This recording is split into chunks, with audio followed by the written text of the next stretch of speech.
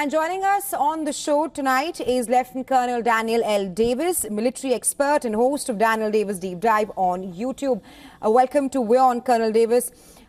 I want to first start up with asking you that Russia has launched one of its biggest attack on Ukraine since its full-scale invasion a few years back. And it also comes at a time when Trump has clearly said that Ukraine gave reasons to Putin to bomb them. Your assessment of the situation, and where does all of this leave peace talks at this point of time? I think that this is just a continuation. You talked about these strikes on Thursday night which went all across the country, and then the overnight shots against Kharkiv city, which was the biggest that had been of the war on the single city there.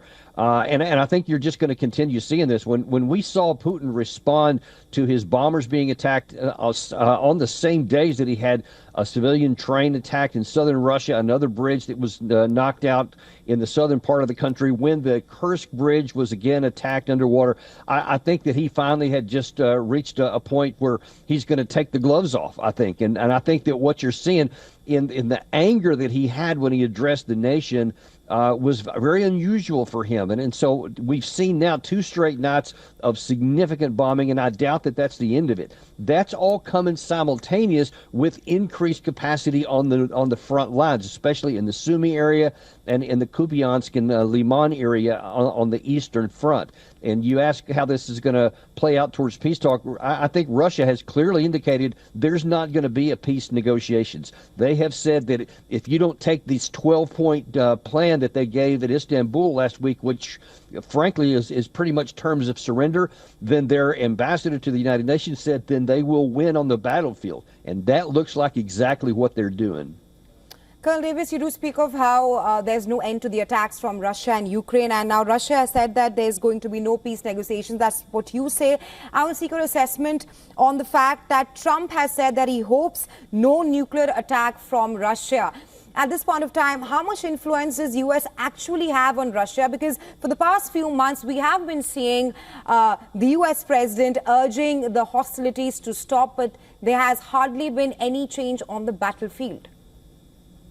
Well, I would go so far as to say there hadn't been any change. You haven't seen any change from Volodymyr Zelensky. He has obviously continued and, in fact, has accelerated his attacks into Russian territory. You don't see any change in the Western European countries. They still talk about they want more sanctions.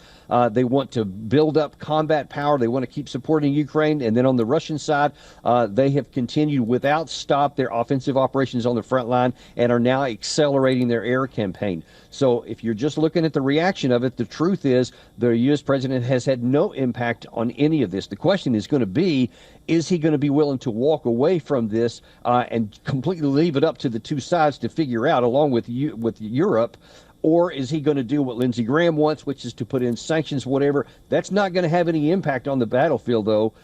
So I think that we need to be sober-minded that there's very little that the American president can do in this. Right, Colonel Davis, thanks very much for joining us here on WION and sharing your insights with us. Thank you very much.